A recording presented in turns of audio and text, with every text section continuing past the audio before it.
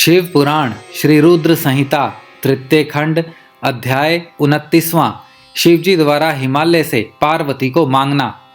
ब्रह्मा जी बोले, हे महामुनि नारद, भगवान शिव के वहां से अंतर्ध्यान हो जाने के उपरांत देवी पार्वती भी अपनी सखियों के साथ प्रसन्नतापूर्वक अपने पिता के घर की ओर चल दी।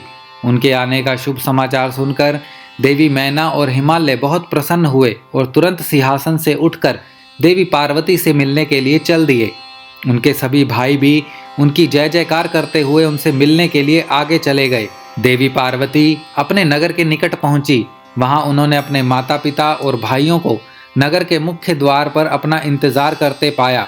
वे अत्यंत हर्ष से विभोर होकर उनका स्वागत करने के लिए खड़े थे। पार्वती ने हाथ जोड़कर उन्हें प्रणाम किया। हिमालय और मैना ने अपनी पुत्री को अनेक आशीर्वाद देकर गले से लगा लिया। भाव विह्वल होकर उनकी आंखों से आंसू टपकने लगे। सभी उपस्थित लोगों ने उनकी मुक्त हृदय से प्रशंसा की। वे कहने लगे कि पार्वती ने उनके कुल का उद्धार किया है और अपने मनोवांछित कार्य की सिद्धि की है। इस प्रकार सभी प्रसन्न थे और उनकी प्रशंसा करते हुए नहीं थक रहे थे। लोगों ने सुगंधित पुष्पों, चंदन एवं अन्य सामग्रियों से देवी पार्वती का पूजन किया। इस शुभ बेला में उन पर स्वर्ग से देवताओं ने भी पुष्प वर्षा की तथा उनकी स्तुति की। तत्पश्चात बहुत आदर सहित उनके घर की ओर जाया गया और विधि विधान से उनका गृह प्रवेश करवाया गया। ब्राह्मणों, ऋषि मुनियों, देवताओं और प्रजाजनों ने अनेकों शुभ व उत्तम आशीर्वाद प्रदान किए। इस शुभ अवसर पर शैलराज हिमालय ने ब्राह्मणों एवं दीन दुखियों को दान दिया। उन्होंने ब्राह्मणों से मंगल पाठ भी करवाया। उन्होंने पधारे हुए सभी ऋषि मुनियों, देवताओं और स्त्री पुरुषों का आदर सत्कार किया। तत्पश्चात हिमालय अपनी पत्नी मैना को साथ लेकर गंगा स्नान को चलने लगे। तभी भगवान शिव नाचने वाले नट का वेश धारण करके उनके समीप पहुंचे।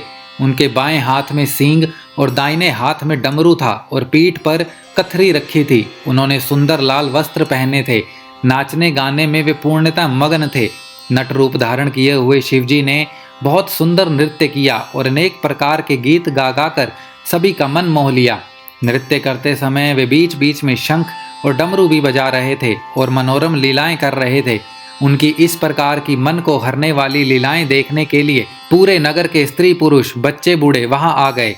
नट रूपी भगवान शिव को नृत्य करते हुए देखकर उनका गाना सुनकर सभी मंत्रमुग्ध हो गए। परंतु देवी पार्वती से भला यह कब तक छिपता। उन्होंने मन ही मन अपने प्रिय महादेव जी के साक्षात दर्शन कर लिए। शिव जी का रूप ही अलौकिक है। उन्होंने पूरे शरीर पर विभूति मल रखी थी तथा उनके शरीर पर त्रिशूल बना हुआ था। गले में हड्डियों की माला पहन रखी थी। उनका मुख सूर्य के तेज के समान शोभा पा रहा था। उनके गले में यज्ञोपवीत के समान नाग लटका हुआ था। त्रिलोकीनाथ भगवान शिव के इस सुंदर मनोहरी स्वरूप का हृदय में दर्शन कर लेने मात्र से ही देवी पार्वती हर्षित रेत से बेहोश हो गई। वे जैसे उनके स्वप्न में कह रहे थे कि देवी अपना मनोवांछित वर मांगो। हृदय में विराजमान इस अनोखे स्वरूप को मन ही मन प्रणाम करके पार्वती ने कहा कि भगवान, मेरे पति बन जाइए। तब देवेश्वर ने मुस्कुराते हुए तथास्तु कहा और उनके स्वप्न से अंतर्ध्यान हो गए। जब उनकी आंखें खुली तो उन्होंने शिवजी को नट रूप धारण किए वहां नाचते गाते देखा। नट के रूप में स्वयं भक्त वत्सल भगवान शिव के नाच गाने से प्रसन्न होकर पार्वती की माता मैना सोने की थाली में रत्न, मणिक, हीरे और सोना लेकर उन्हें भिक्षा देने के लिए आई।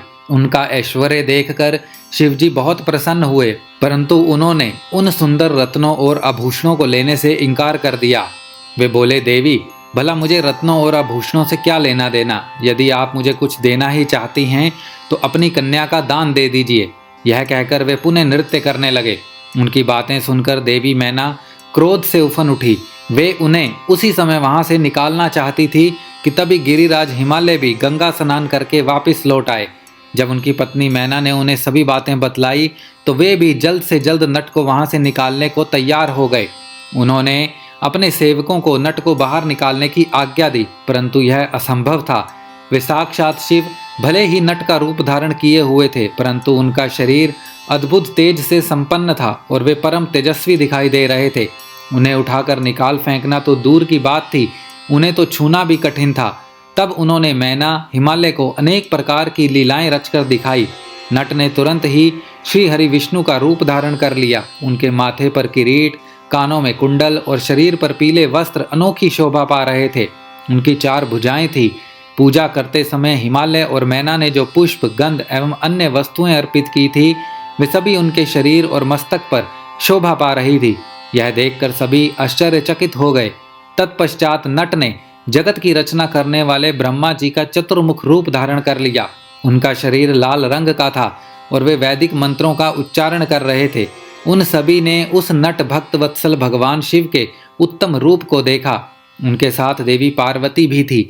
वे रुद्र रूप में मुस्कुरा रहे थे। उनका वह स्वरूप अत्यंत सुंदर एवं मनोहारी था। उनकी ये सुंदर लीलाएं देखकर सभी आश्चर्यचकित रह गए थे और परम आनंद का अनुभव कर रहे थे। तत्पश्चात पुनः एक बार नट रूपी शिवजी ने मैना हिमालय से उनकी पुत्री का हाथ मांगा तथा अन्य भिक्षा ग्रहण करने से इनकार कर दिया। परंतु शिवजी की माया से मोहित हुए गिरिराज हिमालय ने उन्हें अपनी पुत्री सौंपने से मना कर दिया। बिना कुछ भी लिए वह नट वहां से अंतर्ध्यान हो गया। वे सोचने लगे कि वे स्वयं भगवान शिव ही थे, जो स्वयं यहाँ पधार कर हमारी कन्या का हाथ मांग रहे थे और हमें अपनी माया से छलकर अपने निवास कैलाश पर वापस चले गए।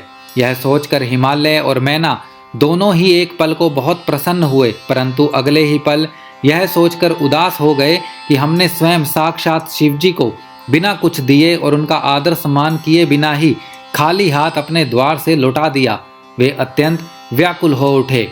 श्री रुद्र संहिता तृतीय खंड अध्याय 29वां समाप्त।